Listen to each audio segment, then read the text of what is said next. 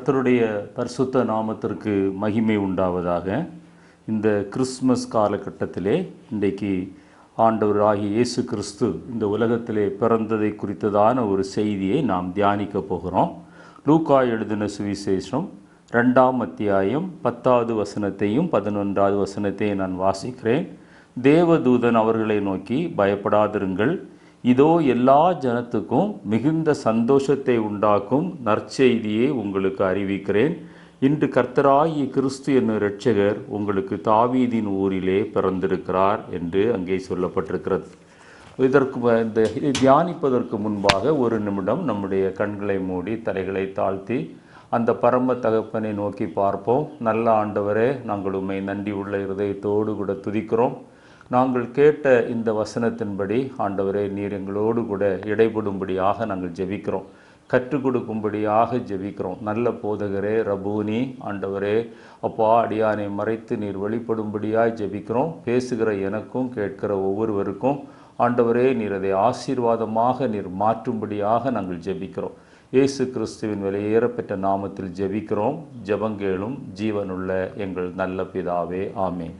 ஆண்டவராய் இயேசு கிறிஸ்து உலகத்திலே பிறந்தபோது அந்த செய்தியை ஆண்டவர் 2 கூட்டத்தாருக்கு அறிவிக்கிறார்.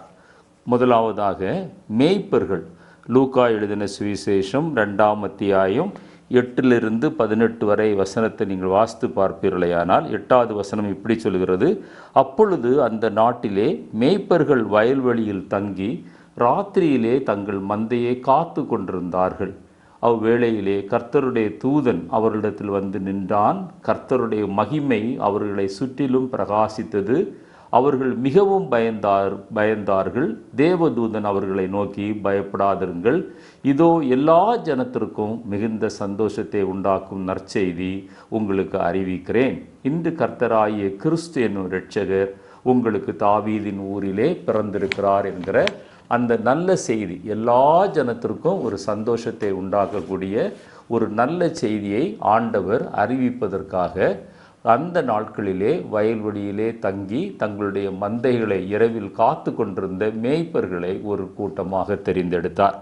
இன்னொரு கூட்டம் யாரென்றால், மத்தேயு எழுதின சுவிசேஷம் 2ஆம் அத்தியாயத்திலே 1வது வசனத்திலிருந்து 18வது வசனம் வரை பார்க்கும்போது அங்கே சாஸ்திரிகள், 3 சாஸ்திரிகளுக்கு ஆண்டவர் அந்த காரியத்தை அறிவித்தார். சாஸ்திரிகளுக்கு மாத்திரம் அறிவித்தார் என்று சொல்ல முடியாது, அநேகருக்கு ஆண்டவர் அறிவித்தாலும் அந்த சாஸ்திரிகள் 3 பேரும் அதை கண்டு கொண்டார்கள். அவர்களுக்கு அந்த வெளிப்பாடு இருந்தது.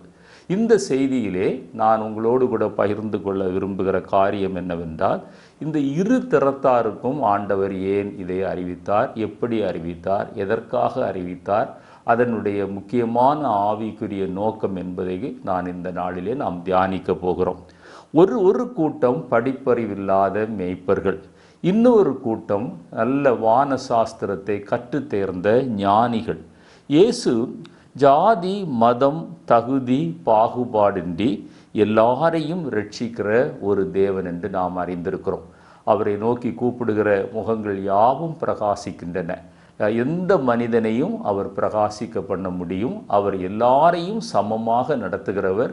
யார் அவரை நோக்கி கூப்பிட்டாலும், இந்து என்று இல்லை, முஸ்லீம் என்று இல்லை, நாத்திகன் என்று இல்லை, அல்லது பலவிதமான மற்ற மார்க்கங்களை சார்ந்தவர்கள் என்றே இல்லை, கிறிஸ்தவன் என்றும் இல்லை. அவருடைய பார்வையிலே எல்லாரும் அவரால் சிருஷ்டிக்கப்பட்ட மனிதர்கள். சிருஷ்டிப்பின்படி நாம் எல்லாரும் முதல் அவருக்கு சொந்தமாகிறோம், அவருடைய பிள்ளைகளாகிறோம்.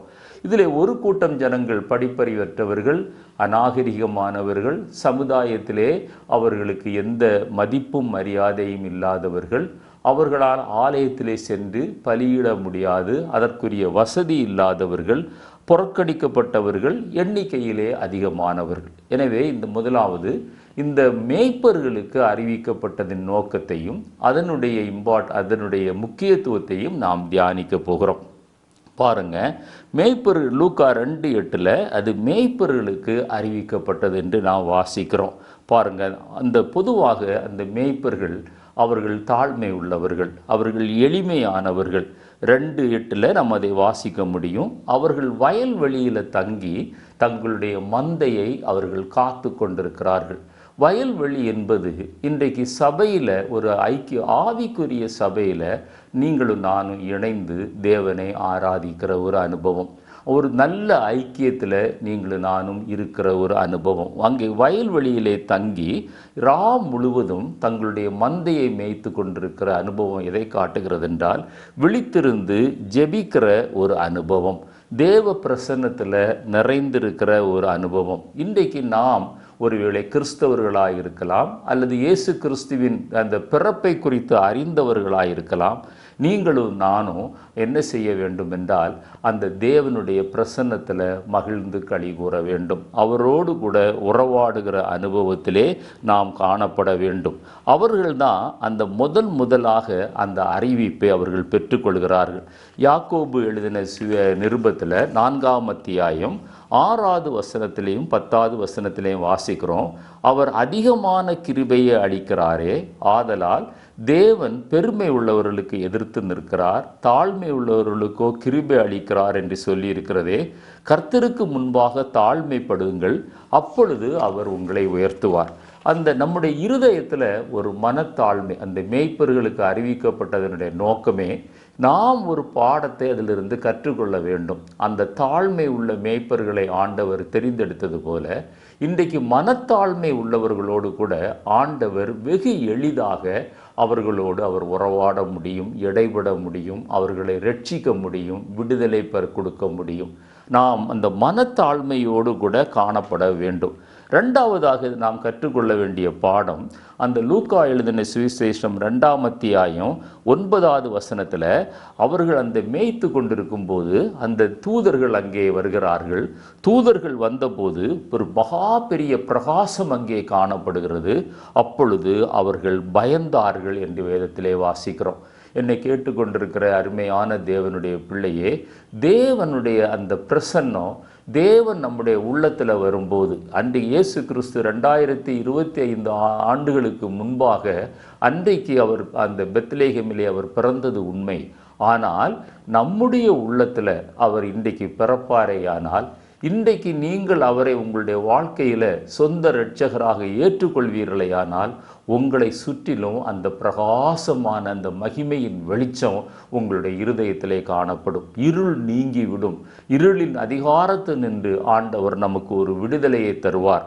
அப்பொழுது அந்த தூதர்களுடைய அந்த ரியாக்ஷன் நீங்கள் பார்த்தீங்கன்னா, அவர்கள் மிகவும் பயந்தார்கள் என்று எழுதப்பட்டிருக்கிறது. என்னை கேட்டுக்கொண்டிருக்கிற தேவனுடைய பிள்ளையே, தேவ பிரசன்னத்தில் நம்ம வரும்போது, அல்லது தேவன் நம்முடைய உள்ளத்தில் வரும்போது, அவர் நமக்கு தருகிற ஒரு பெரிய ஸ்லாக்கியம் என்னவென்றால் தேவ பயம். தேவ பயம் வரும்போது இந்த உலகத்தின் ஆசா பாசங்கள், இச்சைகள், பாரம்பரியங்கள், சடங்காச்சாரங்கள், வழிபாடுகள், பாவ ரோகங்கள், இதெல்லாவற்றினின்றும் கர்த்தர் நமக்கு ஒரு விடுதலையை தருகிறார். யாத்திராகமத்தின் புத்தகம் 20ஆம் அத்தியாயம் 20வது வசனம் இப்படி சொல்கிறது, மோசே ஜனங்களை நோக்கி, பயப்படாதிருங்கள், உங்களை சோதிப்பதற்காகவும் நீங்கள் பாவம் செய்யாதபடிக்கு, பாருங்க இந்த வார்த்தையை பாருங்க, நீங்கள் பாவம் செய்யாதபடிக்கு தம்மை பற்றும் பயம் உங்கள் முகத்திற்கு முன்பாக இருப்பதற்காகவும் தேவன் எழுந்தருளினார் என்றார். எனவே நம்முடைய உள்ளத்தில் இயேசு பிறக்கும்போது பாவத்தின் அடிமைத்தனத்திலிருந்து ஆண்டவர் நம்மை விடுதலையாக்குறார். குமாரன் விடுதலையாக்கினால் நிச்சயமாகவே நீங்கள் விடுதலை ஆவீர்கள். ஆவியானவர் எங்கே உண்டோ அங்கு விடுதலை உண்டு. சத்தியத்தையும் அறிவீர்கள், சத்தியம் உங்களை விடுதலையாக்கும். இன்றைக்கு இயேசு கிறிஸ்துவை உங்களுடைய வாழ்க்கையிலே நீங்கள் சொந்த இரட்சகராக நீங்கள் ஏற்றுக்கொள்வீர்களேயானால், உங்களுடைய வாழ்க்கையில் இதுவரைக்கும் விட முடியாத பாவ பழக்க வழக்கங்களிலிருந்து ஆண்டவர் உங்களை நிச்சயமாக விடுவிக்க முடியும். அந்த ஆண்டவரைத்தான் அன்றைக்கு அந்த மேய்ப்பர்கள் அவர்கள் சந்தித்தார்கள். தெய்வ பயம் வருகிறது. பாவம் செய்யாதபடிக்கு ஆண்டவருடைய பிரசன்னம் நம்முடைய உள்ளத்திலே வருகிறது. இதுதான் இயேசு பிறப்பிலே வரக்கூடிய இரண்டாவது ஆசீர்வாதம். மூன்றாவதாக, எல்லா ஜனத்திற்கும் நற்செய்தி, மிகுந்த சந்தோஷம் என்று அங்கே நாம் வாசிக்கிறோம். அங்கே பயந்தார்கள், அந்த மேய்ப்பர்கள் பயப்படுகிறார்கள். அப்பொழுது அவர்களை பார்த்து ஆண்டவர் சொல்கிறார், அந்த தூதர்கள் மூலமாக, நீங்கள் பயப்பட வேண்டாம், உங்கள் எல்லாருக்கும் நான் ஒரு நற்செய்தியை கொண்டு வந்திருக்கிறேன். அது உங்களுக்கு மிகுந்த சந்தோஷத்தை கொண்டு வரும். வேதத்திலே 366 தடவை பயப்படாதே என்கிற வார்த்தை எழுதப்பட்டிருக்கிறது. ஒவ்வொரு நாளும் ஒரு தடவையை நீங்கள் எடுத்துக்கொண்ட ஒரு விட்டமின் மாத்திரையை போடுவது போல எடுத்துக்கொண்டால் இந்த உலகத்தில் உள்ள காரியங்களை குறித்து நீங்கள் பயப்பட வேண்டிய அவசியமில்லை. ஏனென்றால் இயேசு என்னுடைய உள்ளத்திலே பிறந்திருக்கிறார். அவருடைய பிரகாசம் என்னை சுற்றிலும் காணப்படுகிறது. நான் பாவம் செய்யாதபடிக்கு, பாவத்தில் விழாதபடிக்கு அவர் என்னை தடுத்து அவர் ஆளுகை செய்கிறார். லூக்கா எழுதின சுவிசேஷத்தில் 15ஆம் அத்தியாயம் 7வது வசனத்தை வாசித்து பாருங்க. மனம் திரும்புகிற ஒரு பாவி நிமித்தம் பரலோகத்திலே சந்தோஷம் உண்டாகிறது. 10வது வசனத்தை வாசித்து பாருங்க. மனம் திரும்புகிற ஒரு பாவியின் நிமித்தம் தூதர்களுக்கு முன்பாக ஒரு சந்தோஷம் உண்டாகிறது. அங்கே இந்த செய்தியுடைய முக்கியம் என்ன? எல்லா ஜனத்திற்கும் நற்செய்தி. அங்கே மிகுந்த சந்தோஷம் என்று எழுதப்பட்டிருக்கிறது. ஏசாயா 9:2 நீங்கள் வாசிக்கும் போது, இருளில் இருக்கிற ஜனங்களுக்கு வெளிச்சம் தோன்றினது. மரண இருளிலே இருந்த ஜனங்களுக்கு மத்தியில அந்த பிரகாசமான வெளிச்சம் வந்தது என்று எழுதப்பட்டிருக்கிறது. ஏசாயா 49:6 வாசித்து பாருங்கள். இது கிறிஸ்தவர்களுக்கு மாத்திரமல்ல, இது இயேசுவை அறிந்தவர்களுக்கு மாத்திரமல்ல. நீங்க முஸ்லீமாக இருக்கலாம், நீங்கள் இந்துவாக இருக்கலாம், நாத்திகராக இருக்கலாம், அல்லது இன்னும் பலவித மார்க்கங்களை சேர்ந்தவர்களாக இருக்கலாம். வேதம் சொல்கிறது, பூமியின் கடைசி பரியந்தம் என்னுடைய இரட்சிப்பை அறிவிக்கும்படியாக ஜாதிகளுக்கு ஒளியாக ஆண்டவராய் இயேசு கிறிஸ்து இந்த உலகத்திலே வந்தார் என்று எழுதப்பட்டிருக்கிறது. மீகா 5:4 வாசித்து பாருங்கள். பூமியின் எல்கைகள் பரியந்தம் அவர் மகிமைப்படுவார் என்று சொல்லப்பட்டிருக்கிறது. ஆணென்றுமில்லை, பெண்ணென்றுமில்லை, யாராயிருந்தாலும், எந்த தேசத்தாராயிருந்தாலும், எந்த நிலைமையில் இருந்தாலும், ஒருவேளை பாவத்தின் அடிமைத்தனத்தில் வாழ்ந்து கொண்டிருந்தாலும் அல்லது பரிசுத்தமாய் ஜீவித்து கொண்டிருந்தாலும், இன்றைக்கு ஆண்டவர் திரும்பவும் நம்முடைய உள்ளத்திலே பிறக்க விரும்புகிறார். அவர் நம்முடைய உள்ளத்திலே பிறக்கும் போது அது ஒரு நல்ல செய்தியாக நமக்கு மாறுகிறது. இன்றைக்கு எத்தனையோ நல்ல செய்திகளை கேட்க நாம் ஆவலாயிருக்கிறோம். பத்திரிகைகளை திறந்து பார்த்தால் துர்ச்செய்திகள் 190% துர்ச்செய்திகள். எங்கேயாவது ஒரு நல்ல செய்தி இருக்குமா என்று தேடி பார்க்கிற ஒரு பரிதாபமான காலத்திலே நீங்களும் நானும் வாழ்ந்து கொண்டிருக்கிறோம். ஆனால் வேதம் சொல்கிறது, இயேசு நம்முடைய உள்ளத்தில் வருகிறது ஒரு நற்செய்தி. அது நமக்கு மாத்திரம் சந்தோஷம் இல்லை, அது பரலோகத்தில் தூதர்களுக்கு முன்பாக சந்தோஷம், தேவனுக்கு முன்பாக சந்தோஷம், நம்மை சுற்றிலும் வசிக்கிற எல்லா ஜனங்களுக்கு முன்பாக சந்தோஷம். ஒரு மாபெரும் சந்தோஷத்தை ஆண்டவர் நம்முடைய இருதயத்திலே தருகிறார். ஏனென்றால் ஏன் அப்படிப்பட்ட சந்தோஷம் வருகிறது என்றால், அடுத்ததாக 4வதாக லூக்கா 12:1 இயேசு என்கிற உலக இரட்சகர் தாவீதின் ஊரிலே பிறந்திருக்கிறார். இயேசு என்றால் என்ன? நம்முடைய பாவத்தை மன்னிக்கிறவர், நம்முடைய பாவத்தை நீக்கி நம்மை ரட்சிக்கிறவர். என்னில் பாவம் உண்டென்று யார் சொல்லக்கூடும் என்று சவால் விட்டவர், பாவமே அறியாத ஒரு பரிசுத்தர். பரலோகத்தில் ஏறினதும் இறங்கினதுமான ஒரே நபர் உண்டென்றால் பரலோகத்திலிருந்து இறங்கி வந்தவரும் திரும்பி ஏறினவரும் ஆகிய அவர் ஒருவர் தான் நம்முடைய பாவங்களை மன்னிக்க முடியும். அவர் ஒருவர் தான் நம்முடைய பாவத்திலிருந்து நம்மை விடுதலையாக்க முடியும். அவர்தான் கல்வாரி சிலுவையிலே நம்முடைய பாவங்களுக்காக, சாபங்களுக்காக அவர் மரித்தார். வேறு யாரும் மரிக்கவில்லை, வேறு வழி இல்லை. எனவேதான் அவர் சொன்னார், நானே வழியும் சத்தியமும் ஜீவனுமாயிருக்கிறேன் என்று சொன்னார். என்னை கேட்டுக்கொண்டிருக்கிற அருமையான தேவனுடைய பிள்ளையே, இயேசு என்னும் உலக இரட்சகர் பிறந்திருக்கிறார். அவர் உலகம் முழுவதற்கும் அவர் இரட்சகராயிருக்கிறார். அடுத்ததாக நீங்கள் வாசித்து பார்ப்பீர்களேயானால் 2ஆம் அத்தியாயம் 13-14 வசனத்தில் பரம சேனையினுடைய திரள் அங்கே வருகிறது. திரளான தேவதூதர்கள் அங்கே வந்து இறங்குகிறார்கள். பரிசுத்தர் பரிசுத்தர் என போற்றப்படுகிற பரலோகத்தின் தேவன் பூமிக்கு இறங்கி வந்தபடியினால அவரை சுற்றிலும் திரள் கூட்டம் தூதர்கள் நின்று கொண்டிருக்கிறார்கள். அந்த தூதர்கள் வெளிப்படுகிறார்கள், அவர்கள் ஆண்டவரை துதிக்கிறார்கள். இது எதை காட்டுகிறது? நீங்களும் நானும் ஆண்டவரை துதிக்கிறவர்களாய் மாற வேண்டும். அவருடைய துதி எப்பொழுதும் என் வாயில் இருக்கும் என்று நாம் வேதத்திலே வாசிக்கிறோம். ஏசாயா 9:6 அங்கே சொல்லப்பட்டது போல அவங்க துதிக்கும் போது என்ன சொல்றாங்க? பூமியிலே சமாதானம் உண்டாவதாக, மனுஷர் மேலே பிரியம் உண்டாவதாக. எப்படி இந்த பூமியிலே சமாதானம்? நமக்கு ஒரு பாலகன் கொடுக்கப்பட்டார். நமக்கு ஒரு ஏசாயா 9:6 சொல்லுகிறது, நமக்கு ஒரு பாலகன் பிறந்தார், நமக்கு ஒரு குமாரன் கொடுக்கப்பட்டார், கர்த்தத்துவம் அவர் தோளின் மேல் இருக்கும், அவர் நாமம் அதிசயமானவர், ஆலோசனை கர்த்தர், வல்லமை உள்ள தேவன், நித்திய பிதா, சமாதான பிரபு எனப்படும். உன்னுடைய வாழ்க்கையிலே சமாதானம் இல்லாமல் வாழ்ந்து கொண்டிருக்கிறாயா? தூங்க முடியாமல், தூக்கம் வராமல் வேதனைப்பட்டு கொண்டிருக்கிறாயா? பலவிதமான பாவ பழக்க வழக்கங்களுக்கு அடிமையாகி விட முடியாமல் கஷ்டப்பட்டு கொண்டிருக்கிறாயா? இன்றைக்கு இயேசுவனுடைய உள்ளத்திலே பிறப்பாரையானால் ஒரு தெய்வீக சமாதானம் உனக்கு உண்டாகும். நான் ஒரு நாளிலே சமாதானமற்றவனாய், புகைப்பிடிக்கிறவனாய், மதுபானம் அருந்துகிறவனாய், இரவு முழுவதும் தூங்க முடியாதவனாய் இருந்த நாட்கள் உண்டு. ஆனால் அந்த இரட்சகர் என்னுடைய உள்ளத்தில் பிறந்தபோது ஒரு தெய்வீக சமாதானம் என்னுடைய உள்ளத்தில் வந்தது. அந்த தெய்வீக சமாதானத்தை ஆண்டவர் இன்றைக்கு தருகிறார். அவர் அடுத்ததாக என்ன சொல்லப்பட்டிருக்கிறது? மனுஷர் மேல் பிரியம் உண்டாவதாக. இது தேவனுடைய அன்பை வெளிப்படுத்துகிறது. அதைத்தான் நீங்களும் நானும் யோவான் 3:16 வாசிக்கிறோம். தேவன் தம்முடைய ஒரே பேரான குமாரனை விசுவாசிக்கிறவன் எவனோ அவன் கெட்டு போகாமல் நித்திய ஜீவனை அடையும்படிக்கு அவரை தந்தருளி இவ்வளவாய் உலகத்தில் அன்பு கூர்ந்தார். ஆண்டவர் ஏன் இயேசுவை இந்த உலகத்தில் அனுப்பினார்? இந்த மனுக்குலம் கெட்டு போகக்கூடாது, இந்த மனுக்குலம் நித்திய நரக வேதனைக்கு நேராய் கடந்து போகக்கூடாது, அவர்கள் ரட்சிக்கப்பட வேண்டும். பாவமே அறியாத ஒரு பரிசுத்தருடைய இரத்தம் தான் அதற்கு பரிகாரம் செலுத்த முடியும். இரத்தம் சிந்துதல் இல்லாமல் பாவ மன்னிப்பு இல்லை என்பது பகவத்கீதையில் இருக்கிறது, குர்ஆனில் இருக்கிறது, நான் வாசிக்கிற வேதத்திலும் இருக்கிறது. அப்படி சிந்தினவர் யார் என்று நீங்கள் பார்ப்பீர்களேயானால் இந்த உலக வரலாறுல நமக்காக பாவமே அறியாத ஒரு பரிசுத்தர் ஆண்டவராய் இயேசு கிறிஸ்து. உலகத்திலே சமாதானம் உண்டாகிறது, மனுஷர் மேல பிரியம் உண்டாகிறது. ஆறாவதாக நான் சொல்ல விரும்புகிற காரியம் லூக்கா 2:15 தூதர்களால் சொல்லப்பட்டதை போய் பார்ப்போம் வாருங்கள் என்று மேய்ப்பர்கள் சொல்றாங்க. நீங்களும் அநேக தடவை சுவிசேஷத்தை கேட்கிறீங்க. ஒருவேளை இதுவரைக்கும் நீங்கள் இயேசுவை ஏற்றுக்கொள்ளாத ஒரு மனிதராயிருக்கலாம்.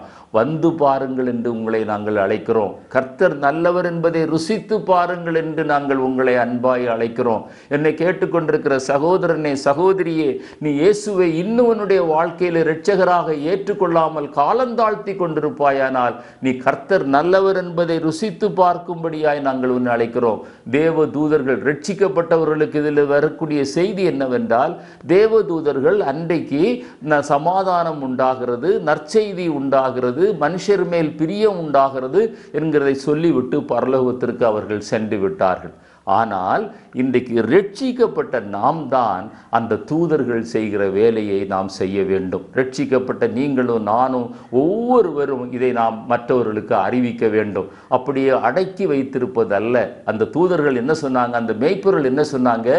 நமக்கு அறிவிக்கப்பட்டதை போய் பார்ப்போம் வாருங்கள் என்று சொல்லி அவர்கள் புறப்பட்டு போனது போல நீங்களும் நானும் புறப்பட்டு போக வேண்டும், மற்றவர்களுக்கு இதை அறிவிக்க வேண்டும். யாக்கோபு 2:20 நாம் வாசிக்கும் போது நம்முடைய வாழ்க்கையில் அந்த கிரியை இல்லை என்றால் நீங்களும் நானும் செய்கிற வைத்திருக்கிற விசுவாசம் செத்த விசுவாசம் என்று எழுதப்பட்டிருக்கிறது.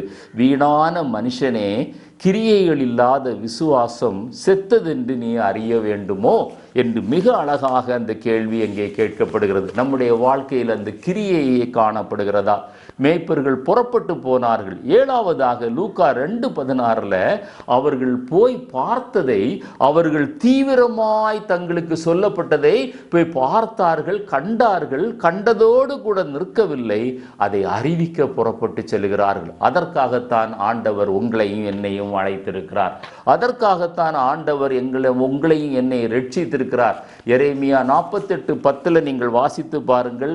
நீங்களும் நானும் அசதியாய் இருக்கக்கூடாது. சபிக்கப்பட்டவர்களோட லிஸ்டில் பாருங்க, கர்த்தருடைய வேலையை அசதியாய் செய்கிறவன் சபிக்கப்பட்டவன், இரத்தம் சிந்தாதபடி தன் பட்டயத்தை அடக்கி கொள்ளுகிறவன் சபிக்கப்பட்டவன் என்று எழுதப்பட்டிருக்கிறது. எனவே நீங்களும் நானும் நம்முடைய உள்ளத்தில் இயேசு பிறந்ததுனால நமக்கு என்ன சந்தோஷம், என்ன ஒரு ஆனந்தம், அல்லது நம்முடைய வாழ்க்கையில் ஏற்பட்ட மாற்றங்கள், இவைகளை சாட்சியாய் அறிவிக்க வேண்டும். அதற்காகத்தான் ஆண்டவர் நம்மை அழைத்திருக்கிறார். 8வதாக லூக்கா 2:17 தங்களுக்கு சொல்லப்பட்டதை அவர்கள் பிரசித்தம் பண்ண புறப்படுகிறார்கள். இந்த உலகத்தில் உள்ள முதல் சுவிசேஷகர்களே யாருன்னா அந்த மேய்ப்பர்கள் தான். இன்றைக்கு உலகமெங்கும் சுவிசேஷகர்கள் செல்லுகிறார்கள், மிஷனரிகள் செல்கிறார்கள். ஆனால் அந்த மந்தையில் இரவில் விழித்திருந்து தங்களுடைய மந்தையை காத்து கொண்டிருந்த அந்த தாழ்மையான அந்த மனிதர்களை ஆண்டவர் சுவிசேஷகர்களாக மாற்றுகிறார். அவர்கள் புறப்பட்டு செல்கிறார்கள். ஏசாயா 52:7 இவ்வாறாக சொல்லுகிறது: சமாதானத்தை கூறி நற்காரியங்களை சுவிசேஷமாய் அறிவித்து இரட்சிப்பை பிரசித்திப்படுத்தி உன் தேவன் ராஜரீகம் பண்ணுகிறார் என்று சியோனுக்கு சொல்லுகிற சுவிசேஷகனுடைய பாதங்கள் மலைகளின் மேல் எவ்வளவு அழகாயிருக்கிறது. ஆண்டவர் உன்னுடைய அழகான பாதத்தை பார்க்கிறார். ஆண்டவருடைய பாதம், நம்முடைய பாதம் எப்பொழுது அழகாக இருக்கிறது தெரியுமா? நல்ல விலை உயர்ந்த செருப்புகளை அணிவதுனால அல்ல, அல்லது நெயில் பாலிஷ் போடுகிறதுனால அல்ல. நம்முடைய பாதங்கள் சுவிசேஷத்தை அறிவிக்கும் போது ஆண்டவருடைய பார்வையில் நீங்களும் நானும் அழகானவர்களாய் மாறுகிறோம். தானியேல் 2:12-3 ஞானவான்கள் ஆகாய மண்டலத்தின் ஒளியைப் போலவும் அநேகரை நீதிக்குட்படுத்துகிறவர்கள் நட்சத்திரங்களைப் போலவும் என்றென்றைக்கும் உள்ள சதா காலங்களிலும் பிரகாசிப்பார்கள். ஆண்டவர் நம்மை பிரகாசிக்க அழைத்திருக்கிறார். ரட்சிக்கப்பட்ட ஒவ்வொரு தனி மனிதனையும் ஆண்டவர் பிரகாசிக்க அழைத்திருக்கிறார். 2 தீமோத்தேயு 4:22 வாசிக்கிறோம்: சமயம் வாய்த்தாலும் வாய்க்காவிட்டாலும் திருவசனத்தை ஜாக்கிரதையாய் பிரசங்கம் பண்ண வேண்டும் என்று ஆண்டவர் சொல்கிறார். இந்த நல்ல மொழிபெயர்ப்பு எப்படி தெரியுமா? சூழ்நிலைகள் சாதகமாக இருந்தாலும் இல்லாவிட்டாலும் நீங்களும் நானும் கர்த்தர் நமக்கு கொடுத்த ரட்சிப்பை குறித்து, கர்த்தர் நம்முடைய இருதயத்தில் பிறந்ததுனால வந்த ஆசீர்வாதத்தை குறித்து எப்பொழுதும் நீங்களும் நானும் அறிவித்து கொண்டிருக்க வேண்டும். கடைசியாக இந்த மேய்ப்பர்கள் தலைப்பில் ஒரு காரியத்தை சொல்லி முடிக்க விரும்புகிறேன். அந்த ஜனங்கள் மேய்ப்பர்கள் சொன்னதை கேட்டு ஆச்சரியப்பட்டார்களாம். அதே போல நீங்களும் நானும் புறப்பட்டு போய் அந்த இயேசு கிறிஸ்துவை குறித்து அறியாத ஜனங்களுக்கு அறிவிக்கும் போது அவர்கள் ஆச்சரியப்படுவார்கள். அவர்கள் கர்த்தரண்டையில் வருவார்கள். அவர்கள் ரட்சிக்கப்படுவார்கள். தேவனுடைய ராஜ்யம் கட்டப்படும். தேவனுடைய ராஜ்யத்தின் எல்கைகள் விஸ்தாரமாகும். இப்பொழுது நான் இந்த செய்தியினுடைய 2வது பகுதிக்கு நேராய் கடந்து போக விரும்புகிறேன். அந்த சாஸ்திரிகள், இவர்கள் வான சாஸ்திரிகள். வானத்தை அண்ணாந்து பார்த்து அவர்கள் பல உபகரணங்களை பயன்படுத்தி அதன் மூலமாக சூழ்நிலைகளை கணிக்கிற நல்ல ஞானம் உள்ளவர்கள், நன்கு கற்று தேர்ந்தவர்கள், மரியாதைக்கு உரியவர்கள். அவர்கள் அந்த லூக்கா 2:18 அங்கே அந்த மன்னிக்கவும் மத்தேயு 2:1 அவர்கள் ஒரு நட்சத்திரத்தை கண்டு இயேசுவை காண, உலகத்தின் ஒரு இரட்சகர் பிறந்திருக்கிறார் என்று காண அவர்கள் புறப்பட்டு வருகிறார்கள். அந்த 9-10 வசனங்களை நீங்கள் வாசிக்கும் போது கிழக்கில் கண்ட நட்சத்திரத்தினால் அவர்கள் வழி நடத்தப்படுகிறார்கள். கிழக்கு எப்பொழுதுமே ஆண்டவருடைய பிரசன்னத்தை குறிக்கிற ஒரு இடம். அந்த கிழக்கில் அங்கே அவர்கள் ஒரு நட்சத்திரத்தை பார்க்கிறார்கள். வித்தியாசமான நட்சத்திரம். எனவே உலகத்தில் ஒரு இரட்சகர் பிறந்திருக்கிறார் என்று அவர்கள் அந்த நட்சத்திரத்தினால வழி நடத்தப்பட்டு வருகிறார்கள். இன்றைக்கு ரட்சிக்கப்பட்ட ஜனங்களுக்கு நட்சத்திரம் என்ன தெரியுமா? நம்முடைய கையில் இருக்கிற வேத புத்தகம்தான். இந்த வேத புத்தகத்தை நம்ம வாசிக்கும் போது ஆண்டவர் அப்படியே நம்மை வழி நடத்தி கொண்டு வருகிறார். அப்போஸ்தலர் நடபடிகள் 9ஆம் அத்தியாயம் 6வது வசனத்தில் ஆண்டவர் ஒளியின் மூலமாக, சத்தத்தின் மூலமாக தமஸ்கு பட்டண வீதியில் பவுலுக்கு தரிசனமாகிறார். அப்பொழுது பவுலுடைய வாயிலிருந்து ஆண்டவர் சொன்ன 2 காரியம்: முள்ளில் உதைப்பது கடினமாமே, நீ துன்பப்படுத்துகிற இயேசு நானே என்று சொன்னபோது பவுலுடைய வாயிலிருந்து வந்த வார்த்தை தான் நம்முடைய வாயிலிருந்து இன்றைக்கு புறப்பட வேண்டும். ஆண்டவரே, நான் என்ன செய்ய நீர் சித்தமாயிருக்கிறேன். அதே போல இந்த நட்சத்திரம் எதை காட்டுகிறது? இந்த வேத வசனத்தின்படி வாழ்கிற ஒரு வாழ்க்கை. இந்த வேத வசனத்தின்படி கீழ்ப்படுகிற ஒரு அனுபவம், தேவ சத்தம் கேட்டு தேவ சித்தம் செய்கிற ஒரு அனுபவம். இன்றைக்கு நீங்களும் நானும் நட்சத்திரத்தை பார்க்க வேண்டிய அவசியமில்லை. விலையுயர்ந்த நட்சத்திரமாகி இந்த வேத புத்தகத்தை ஆண்டவர் நம்முடைய கரத்திலே கொடுத்திருக்கிறார். கடந்த காலத்தை பற்றி நம்மால் அறிய முடியும், நிகழ்காலத்தை குறித்து நம்மால் அறிய முடியும், வருங்காலத்தை குறித்து நம்மால் அறிய முடியும். இதில் சொல்லப்படாத ரகசியம் ஒன்றுமே இல்லை. தேவன் எல்லாவற்றையும் நமக்கு வெளிப்படுத்தி இருக்கிறார். இதை வாசியுங்கள், இதை நேசியுங்கள், இதை தியானியுங்கள். நட்சத்திரம் போல ஒரு தேவ சித்தத்திற்கு நேராக அது நம்மை வழிநடத்தும். அடுத்ததாக இந்த சாஸ்திரிகள் மூலமாக நாம் அடுத்த தியானிக்க வேண்டிய காரியம் என்னவென்றால், இந்த சாஸ்திரிகள் படித்திருந்தாலும், அவர்கள் வான சாஸ்திரிகளாய் இருந்தாலும், அதிக ஞானம் உள்ளவர்களாய் இருந்தாலும், அவர்கள் இயேசு கிறிஸ்து பெத்லேகேமில் பிறப்பார் என்பது அந்த ஞானம் அவர்களுக்கு இல்லை. இது எதை காட்டுகிறது? உலக ஞானம் குறை உள்ளது, ஆனால் தெய்வீக ஞானம் நிறை உள்ளது. ஏனென்றால் நாம் ஆராதிக்கிற கர்த்தர் அவர் அனந்த ஞானம் உள்ளவர். ஹல்லேலூயா! அவர் அனந்த ஞானம் உள்ளவர். வேத புத்தகத்திலே தெளிவாக எழுதியிருக்கிறது, அவர் பெத்லேகேமிலே பிறப்பார் என்று எழுதப்பட்டிருக்கிறது. ஆனால் அவர்கள் எங்கே எதிர்பார்க்கிறார்கள்? அவர்கள் எருசலேமிலே எதிர்பார்க்கிறார்கள். ஏனென்றால் அவர் ராஜா என்பது அவர்களுக்கு தெரியும். எனவே அவர் அங்கே ஒரு ராஜ அரண்மனையிலே அவர் பிறப்பார் என்று அவர்கள் எதிர்பார்க்கிறார்கள். படிப்பறிவில்லாத மேய்ப்பர்களுக்கு ஆண்டவர் தம்முடைய தூதர்களை அனுப்பி நேரடியாக சொல்லுகிறார். ஆனால் கற்றுத்தேர்ந்த இந்த ஞானிகள், இந்த உலக ஞானம் உள்ளவர்கள், இந்த வேத ஞானம் இல்லாதபடியினாலே அவர்களுடைய எதிர்பார்ப்பு தவறாக காணப்படுகிறது. அவர்கள் மீகா தீர்க்க தரிசன புத்தகத்தை வாசித்து பார்த்திருந்திருப்பார்களே, ஆனால் அவர்கள் எருசலேமுக்கு நேராக போக மாட்டார்கள். அவர்கள் அப்படி எதிர்பார்க்க மாட்டார்கள். அவர்கள் பெத்லேகேமுக்கு நேராக அவர்கள் கடந்து போவார்கள். எனவேதான் நம்முடைய வாழ்க்கையில் எவ்வளவு படித்திருந்தாலும், எவ்வளவு பட்டங்கள் பதவிகள் இருந்தாலும், அந்த ஞானம் குறை உள்ள ஒரு ஞானம்தான். படிப்புக்கு எல்கையே கிடையாது, அறிவுக்கு எல்கையே கிடையாது. ஆனால் இந்த வேத புத்தகத்தை நீங்கள் வாசிக்கும்போது அந்த அனந்த ஞானம் உங்களுடைய வாழ்க்கையில் வரும். விளங்காத காரியங்களை கர்த்தர் உங்களுக்கு விளங்க பண்ணுவார். அதான் 1 கொரிந்தியர் 1:27 பேதை ஞானிகளை வெட்கப்படுத்தும்படி ஆண்டவர் பேதைகளை தெரிந்து கொண்டார். பாருங்க, பலவான்களை வெட்கப்படுத்தும்படி ஆண்டவர் பலவீனமானவர்களை தெரிந்து கொண்டார். இங்க அந்த மேய்ப்பர்களுக்கு நேரடியாக சொல்லப்படுகிறது, இவர்களுக்கு இன்னொரு வழியாக சொல்லப்படுகிறது. ஆனால் அவர்களுக்கு அந்த வேத ஞானம் இல்லாதபடியினால அவர்களுடைய நோக்கம், அவர்களுடைய சிந்தனை எல்லாம் தடுமாற்றம் அடைகிறது. அவர்கள் எருசலேமுக்கு நேராக கடந்து போகிறார்கள். அங்கே போய் யாரிடத்திலே சேர்கிறார்கள்? மத்தேயு 2ஆம் அத்தியாயம் முதல் 3 வசனங்களை வாசித்து பாருங்கள். ஏரோதுவினிடத்திலே போகிறார்கள். இது அவர்களுடைய சுய ஞானத்தை காட்டுகிறது, அவர்களுடைய சுய சித்தத்தை காட்டுகிறது.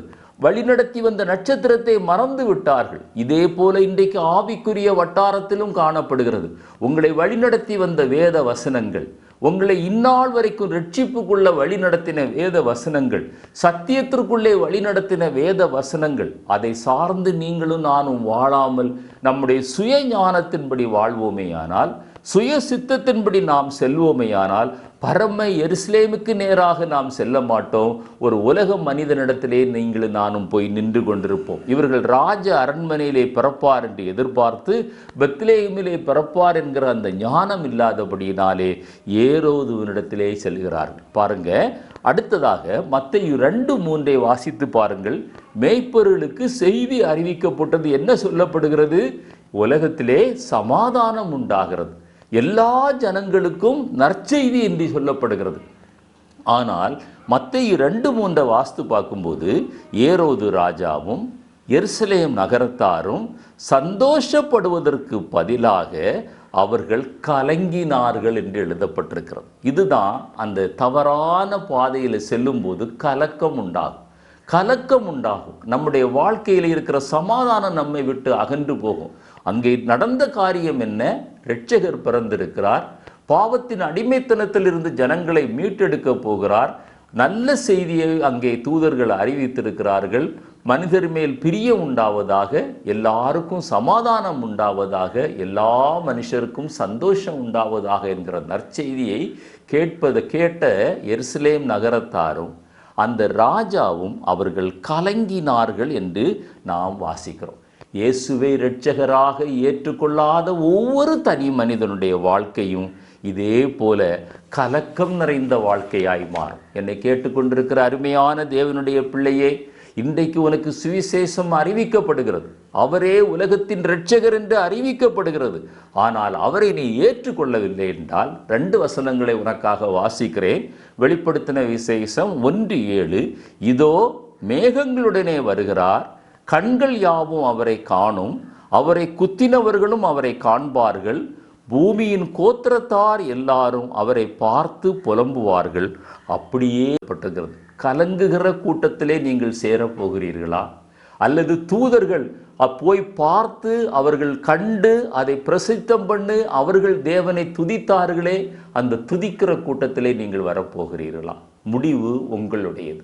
வேதம் சொல்லுகிறது, அதனோட இயேசுவை சொந்த இரட்சகராக ஏற்றுக்கொள்ளவில்லை என்றால், தொடர்ந்து வாசிக்கிறேன். வெளிப்படுத்தின விசேஷம் 21:8, பயப்படுகிறவர்களும் அவிசுவாசிகளும் அருவருப்பானவர்களும் கொலைபாதகரும் விபச்சாரக்காரரும் சூனியக்காரரும் விக்கிரக ஆராதனைக்காரரும் பொய்யர் அனைவரும் 2ஆம் மரணம் ஆகிய அக்னியும் கந்தகமும் எரிகிற கடலிலே பங்கடைவார்கள். ரெண்டு தான் வழி. ஒன்று நித்திய ஜீவனுக்கு நேராக ஆண்டவராய் இயேசு கிறிஸ்துவை தங்களுடைய வாழ்க்கையிலே சொந்த இரட்சகராக ஏற்றுக்கொண்டவர்கள் சென்றடைகிற வழி, அல்லது புலம்புகிற வழி, கண்ணீர் விடுகிற வழி, அக்னியும் கந்தகமும் எரிகிற அக்னி கடலிலே விழுந்து வாதிக்கப்படுகிற ஒரு அனுபவம் ஆண்டவர் இன்றைக்கு நம்மோடு கூட பேசி கொண்டிருக்கிறார். பாருங்க, அந்த மத்தேயு 2:7-8 நீங்க வாசிக்கும் போது, அவர்கள் ஏரோதிற்கு வந்த பின் திரும்ப அவர்கள் தங்களுடைய பிரயாணத்தை அவர்கள் தொடர்கிறார்கள். ஏரோதுக்கு அரண்மனைக்கு வர்றாங்க. தாங்கள் வந்த இடம் தவறான இடம் என்று அறிந்து கொள்றாங்க. அதற்கு பிறகு திரும்ப நட்சத்திரத்தை பார்க்கிறாங்க. நட்சத்திரம் வழிகாட்டுகிறது. நட்சத்திரம் அவர்களை விட்டு கடந்து போகல. நட்சத்திரம் அவர்களோடு கூட தான் வந்தது. அதை விளங்கி கொள்ள முடியாத உலக அறிவு அவர்களுக்கு இருந்ததினாலே, தேவ ஞானம் இல்லாததினாலே தவறான வழியில் சென்றவர்கள் இப்பொழுது தங்களுடைய தவறை உணர்ந்து திரும்பவும் நட்சத்திரத்தை பார்க்கிறார்கள். அதுபோல இதுவரைக்கும் உங்களுடைய ஆயுசு நாளில் நீங்கள் இயேசுவை அறியாதிருந்திருக்கலாம். அவர் ஒரு அந்நிய தெய்வம் என்று நீங்கள் நினைத்திருக்கலாம். வெளிநாட்டு கடவுள் என்று நீங்கள் நினைத்திருக்கலாம். இல்லை, அவர் உலக இரட்சகர். அவரை நோக்கி பாருங்கள். அங்கே ஆண்டவர் உங்களை வழி நடத்துவதற்கு அவர் போதுமானவராயிருக்கிறார். அதே போல ரட்சிக்கப்பட்ட ஜனமே, ஒருவேளை நீ ஆண்டவரை உன்னுடைய வாழ்க்கையில நீ ஏற்றுக்கொண்ட பிறகு பின்மாற்றத்தில் நீ போய் கொண்டிருக்கலாம். ஆண்டவர் இன்றைக்கு திரும்பவும் உன்னை அழைக்கிறார். நீதிமொழிகள் 28:13 தன் பாவங்களை மறைக்கிறவன் வாழ்வடைய மாட்டான், அதை அறிக்கை செய்து விட்டு விடுகிறவனோ அவன் இரக்கம் பெறுவான் என்று நாம் வேதத்திலே வாசிக்கிறோம். 1 யோவான் 1:9 நம்முடைய பாவங்களை நாம் அறிக்கையிட்டால் பாவங்களை நமக்கு மன்னித்து எல்லா அநியாயத்தையும் நீக்கி நம்மை சுத்திகரிப்பதற்கு அவர் உண்மையும் நீதியும் உள்ளவராயிருக்கிறார். அந்த ஆண்டவரிடத்தில் இன்றைக்கு நீங்களும் நானும் மனம் திரும்ப வேண்டும். அவரை விட்டு தூரமாய் விலகி போயிருப்போமேயானால், வழி தப்பி போயிருப்போமேயானால், அவனுடைய உலக ஞானத்தினால, உலக சிநேகத்தினால, உலகத்தில் உள்ள தொடர்புகளினால, இச்சைகளினால ரட்சிப்பின் பாதையை விட்டு விலகி போன சகோதரனே, சகோதரியே, ஆண்டவர் இன்றைக்கு உன்னை அழைக்கிறார். இன்றைக்கு ஒரு நற்செய்தியை நான் உனக்கு அறிவித்து கொண்டிருக்கிறேன். தேவன் உன் மேல பிரியமாயிருக்கிறார். உன்னுடைய உள்ளத்துல சமாதானத்தை தர விரும்புகிறார். நீ ஆண்டவரை நோக்கி வர வேண்டும் என்று ஆண்டவர் விரும்புகிறார். மத்தேயு 2:9 நீங்க வாசித்து பாருங்க. திரும்பவும் நட்சத்திரம் வழி நடத்துகிறது. யாத்ராகமம் 13:21-22 வாசித்து பாருங்க. இஸ்ரவேல் ஜனங்கள் எகிப்தின் அடிமைத்தனத்தில் இருந்து அவர்கள் கானானுக்கு நேராய் பிரவேசிக்கும் போது அவர்களை வழி நடத்துவதற்கு பகலிலே மேகஸ்தம்பம், இரவிலே அக்கினி ஸ்தம்பம்.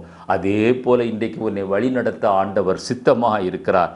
சங்கீதம் 78:14 நீங்கள் அதை வாசிக்க முடியும். சங்கீதம் 121:6 வாசித்து பாருங்க. பகலிலே வெயிலாகிலும் இரவிலே நிலவாகிலும் உன்னை சேதப்படுத்தாதபடி வழிநடத்த ஆண்டவர் உனக்கு முன்பாய் கடந்து போகிறார். சங்கீதம் 32:8 வாசித்து பாருங்கள். அவருவே உன்மேல் கண்ணை வைத்து உனக்கு ஆலோசனை சொல்லி நீ நடக்க வேண்டிய வழியை உனக்கு காட்டுகிறார். அப்படியாக அந்த வழி தப்பி போன அந்த சாஸ்திரிகளுக்கு நட்சத்திரம் திரும்பவும் அவர்களை வழி நடத்தி வருகிறது. அதுபோல ஆண்டவரை விட்டு நீ தூரமாய் விலகி போயிருக்கலாம், அல்லது ஆண்டவரை நீ அறியாத ஒரு மனிதனாக இருக்கலாம். இன்றைக்கு அந்த நட்சத்திரம் உனக்கு முன்பாக பிரகாசிக்கிறது, உன்னை வழிநடத்த ஆயத்தமாக இருக்கிறது. மத்தேயு 2:10 வாசித்து பாருங்க. அந்த 2:10 அந்த நட்சத்திரம் அவர்களை வழிநடத்தி இயேசுவுக்கு நேராய் கொண்டு வருகிறது. அங்கே நான் முன்னே சொல்லுகிறது போல மனம் திரும்புகிற ஒரு பாவியின் நிமித்தம் பரலோகத்தில் மிகுந்த சந்தோஷம். மனம் திரும்புகிற ஒரு பாவியின் நிமித்தம் தூதர்களுக்கு முன்பாக சந்தோஷம். அந்த இளைய குமாரன் திரும்பி வந்தபோது, வழிதப்பி போன இளைய குமாரன் திரும்பி வந்தபோது வேதம் இப்படியாய் சொல்கிறது. தகப்பன் என்ன சொல்லுகிறார் பாருங்கள். என் குமாரன் ஆகிய இவன் மரித்தான், திரும்பவும் உயிர்த்தான், காணாமற் போனான், திரும்பவும் காணப்பட்டான் என்றான். அப்படியே அவர்கள் சந்தோஷப்பட தொடங்கினார்கள். சந்தோஷம் இல்லாமல் வாழ்ந்து கொண்டிருக்கிறாயா? உன்னுடைய வாழ்க்கையிலே சமாதானம் இல்லையா? இன்றைக்கு ஆண்டவர் உன்னை அழைக்கிறார். நீ வழிதப்பி போயிருந்திருக்கலாம், ஆனாலும் ஆண்டவர் உன்னை அழைக்கிறார். மத்தேயு 2:10 வரும்போது சாஸ்திரிகள் இயேசுவை கண்டு வணங்கினார்கள். அவர் தேவன், அவர் சர்வ வல்லமை உள்ள தேவன், ஆராதனைக்கு தகுதி உள்ள ஒரே தேவன் ஆண்டவராய் இயேசு கிறிஸ்து. உலகத்தில் உள்ள தேவர்களை எல்லாம் 2 குரூப்பாக பிரித்து விடலாம். ஒன்று நம்மை சிருஷ்டித்த கர்த்தர், மற்ற தெய்வங்கள் எல்லாம் மனிதர்களால் சிருஷ்டிக்கப்பட்ட தெய்வங்கள். சங்கீதம் 100 வாசித்து பாருங்கள். ஆராதிக்க ஆண்டவர் நம்மை அழைக்கிறார். தேவனை ஆராதிக்க ஆண்டவர் அழைக்கிறார். என்னை கேட்டுக்கொண்டிருக்கிற அருமையான தேவனுடைய பிள்ளையே, நீ ஒருவேளை வீட்டில் இருந்து கொண்டு நீ இன்டர்நெட் மூலமாக நீ ஆராதித்து கொண்டிருக்கலாம். ஆனால் ஆண்டவர் உன்னை ஆலயத்திற்கு அழைக்கிறார். சிலர் சபை கூடி வருவதிலே விட்டு விடுவது போல நீ விட்டு விடாமல் தேவனை நீ ஆராதிக்க வரும்படி ஆண்டவர் அழைக்கிறார். அவர்கள் அடுத்ததாக என்ன செய்கிறார்கள்? காணிக்கைகளை கொடுக்கிறார்கள். அவர்கள் 3 வகையான காணிக்கைகளை கொடுக்கிறார்கள். பொன்னை கொடுக்கிறார்கள். பொன் எதை காட்டுகிறது? தேவன் பரிசுத்தர் என்பதை காட்டுகிறது. அவர் பரிசுத்தர் என்பதை காட்டுகிறது. அவர் ராஜா என்பதை காட்டுகிறது. அவர் சர்வ வல்லமை உள்ள தேவன் என்பதை காட்டுகிறது. அடுத்தது தூப வர்க்கம். அவர் பிரதான ஆசாரியன் என்பதை காட்டுகிறது. தூப வர்க்கத்தை வாயில போட்டு பாருங்க, கசக்கும். அந்த நெருப்பில் போட்டு பாருங்க, தூப வர்க்கம் இல்லை, மன்னிக்கவும், அவர் பிரதான ஆசாரியன் என்பதை காட்டுகிறது. இது இதனுடைய அர்த்தம் என்ன? நம்மை தேவனோடு கூட அவர் ஒப்புரவாக்குகிறார். பாவத்தில் வாழ்ந்து கொண்டிருக்கிற ஒரு மனிதனை தன்னுடைய இரத்தத்தினால கழுகி சுத்திகரித்து பரிசுத்தப்படுத்தி பிதாவாகிய தேவனோடு ஒப்புரவாக்குகிற ஒரு பிரதான ஆசாரியர். 3வது என்ன காணிக்கை செலுத்துகிறார்கள்? வெள்ளை போளம். அதை வாயில போட்டா கசக்கும், நெருப்பில் போட்டால் அது சுகந்த வாசனையை கொடுக்கும். இது எதை காட்டுகிறது? நம்முடைய வாழ்க்கையில் வருகிற பாடுகள், உபத்திரவங்கள், நிந்தைகள், அவமானங்கள், இவைகள் எல்லாவற்றுக்கும் மத்தியிலும் தேவகரம் நம்மோடு கூட இருந்து நம்மை பாதுகாக்கிறது. அதே போல அவரும் அந்த பாடுகள் வழியாய், உபத்திரவங்கள் வழியாய், நிந்தைகள் வழியாய், அவமானங்கள் மூலமாய் நமக்கு ஒரு பெரிய ரட்சிப்பை அவர் சம்பாதித்து கொடுத்திருக்கிறார். ஏசாயா 48:10 வாசித்து பாருங்க. உபத்திரவத்தின் குகையிலே நான் உன்னை தெரிந்து கொண்டேன் என்று சொல்லுகிறார். அடுத்ததாக இந்த சாஸ்திரிகளுடைய இந்த காரியம் நமக்கு எதை வெளிப்படுத்துகிறது என்றால், மத்தேயு 2:12 அவர்கள் தேவனுடைய எச்சரிப்பை பெறுகிறார்கள். திரும்ப நீங்க ஏரோதுவினிடத்துல போக வேண்டாம் என்று சொல்லுகிறார். அவர்கள் நட்சத்திரம் வழி நடத்தி கொண்டு போகிறது. அதே போல என்னை கேட்டுக்கொண்டிருக்கிற அருமையான தேவனுடைய பிள்ளையே, இயேசுவை உங்களுடைய வாழ்க்கையிலே சொந்த இரட்சகராய் ஏற்றுக்கொண்டவங்க, ஒரு நாள் நீங்க பின்னிட்டு திரும்பி பார்க்காதீங்க, முன்னிட்டு போங்க. அவர் உங்களோடு கூட நடந்து வருகிறார். பயப்படாதே, கலங்காதே, திகையாதே, நான் உன் தேவன் என்று சொல்லுகிறார். உன் வலது கையை பிடித்து உனக்கு துணை நிற்கிறேன் என்று சொல்லுகிறார். அதே போல யோசேப்புக்கும் ஆண்டவர் எச்சரிக்கிறார். யோசேப்பு அந்த குழந்தையை கொண்டு அவர் வேறு இடத்திற்கு கடந்து போகிறதை நாம் பார்க்க முடியும். இந்த சாஸ்திரிகள் தேவ சித்தத்தை விட்டு விலகின போது அங்கே கோபம் வெளிப்பட்டது. நீங்கள் வாசிக்க முடியும். மத்தேயு 2ஆம் அத்தியாயம் முதல் 3 வசனம் 16, 17 வசனங்கள் வரை வாசித்து பார்த்தீங்கன்னா கோபம் ஏற்பட்டது. அதன் மூலமாக 2 வயதிற்கு உட்பட்ட எல்லா குழந்தைகளும் கொல்லப்பட்டார்கள். அழுகை உண்டானது, புலம்பல் உண்டானது. வேதத்திலே நீங்களும் நானும் வாசிக்கிறோம். நம்முடைய வாழ்க்கையிலும் தேவ சித்தத்தை விட்டு விலகி செல்லும் போது அழுகை உண்டாகும், புலம்பல் உண்டாகும், குழந்தைகள் அன்றைக்கு மரித்தது போல நம்முடைய ஆவிக்குரிய ஜீவியம் நஷ்டப்பட்டு போகும். தேவ சித்தத்தை விட்டு ஒரு நாள் நீங்களும் நானும் விலகி செல்ல வேண்டாம். என்னை கேட்டுக்கொண்டிருக்கிற தேவ பிள்ளையே, இந்த எச்சரிப்பின் சத்தத்திற்கு நீ செவி கொடுக்கும்படியாய் ஆண்டவர் இன்றைக்கு உன்னை அழைக்கிறார். அங்கே குழந்தைகள் எல்லாம், ஆண் குழந்தைகள் எல்லாரும் கொல்லப்படுகிறார்கள். புலம்பல், அழுகை உண்டாகிறது. அந்த அனுபவம் நம்முடைய வாழ்க்கையிலே வரக்கூடாது. எனவே மேய்ப்பர்களுக்கு தூதர் மூலமாய் அறிவித்தார். தாழ்மை உள்ளவர்கள் அவர்களால் காணிக்க கொடுக்க முடியல, ஆனால் தங்க வாயை திறந்து நன்றாக துதித்தார்கள். இஸ்ரவேலரில் சாதாரண மக்களை அவங்க ரெப்ரசன்ட் பண்ணுறாங்க, இஸ்ரவேலரை அவங்க ரெப்ரசன்ட் பண்ணுறாங்க. ஆனால் சாஸ்திரிகளுக்கு நட்சத்திரம் மூலமாய் அறிவித்தார். அவங்க விலையுயர்ந்த காணிக்கைகளை கொண்டு வந்தாங்க. அவர்கள் இந்த உலகத்தில் உள்ள எல்லா தேசங்களுடைய பிரதிநிதிகளாக அங்கு வருகிறாங்க. எனவே இயேசு உலகத்தின் இரட்சகர் என்பதை ஆண்டவர் திரும்பவும் அங்கு வெளிப்படுத்துகிறார். ரோமர் 2:11 வாசிக்கிறோம், தேவன் பட்சபாதம் இல்லாதவர், அவர் எல்லாரையும் ஒரே மாதிரி நேசிக்கிறவர். அவர் இந்த உலகத்தில் எல்லா ஜனங்களுக்கும் ரட்சிப்பை கொடுக்கும்படியாய் வந்தார். அப்போஸ்தலர் 10:34 வாசிக்கிறோம், அவர் பட்சபாதம் உள்ளவர் அல்லவே, அவரை விசுவாசிக்கிற எந்த மனுஷனும் ரட்சிக்கப்படுவான் என்று யோவான் 3:16 வாசிக்கிறோம். எனவே என்னை கேட்டுக்கொண்டிருக்கிற அருமையான தேவனுடைய பிள்ளையே, அன்றைக்கு மேய்ப்பர்களுக்கு அறிவிக்கப்பட்ட அந்த நற்செய்தி, அன்றைக்கு சாஸ்திரிகளுக்கு அறிவிக்கப்பட்ட நற்செய்தி இன்றைக்கு உங்களுக்கும் எனக்கும் அறிவிக்கப்படுகிறது. நம்முடைய வாழ்க்கையை நாம் சீர்தூக்கி பார்ப்போம். அந்த இரட்சகரை நம்முடைய வாழ்க்கையில ஏற்றுக்கொள்ளுவோம். தேவ சித்தத்தின்படி நடப்போம். தேவனுடைய ஆசீர்வாதங்களை சுதந்திரித்துக் கொள்ளுவோம். தேவன் தாமே இந்த வார்த்தைகளை ஆசீர்வதிப்பாராக. ஆமென். இந்த செய்தி உங்களுக்கு ஆசீர்வாதமாக இருந்தால் மற்றவர்களுக்கு அறிமுகப்படுத்துங்கள். நாங்கள் உங்களுக்காக ஜெபிக்கிறோம், நீங்களும் எங்களுக்காக ஜெபியுங்கள். தேவன் தாமே நம்முடைய உள்ளத்தில் இன்றைக்கு மீண்டும் ஒரு வரிசை பிறந்து அந்த ரட்சிப்பை பூரணப்படுத்துவாராக. ஆமென்.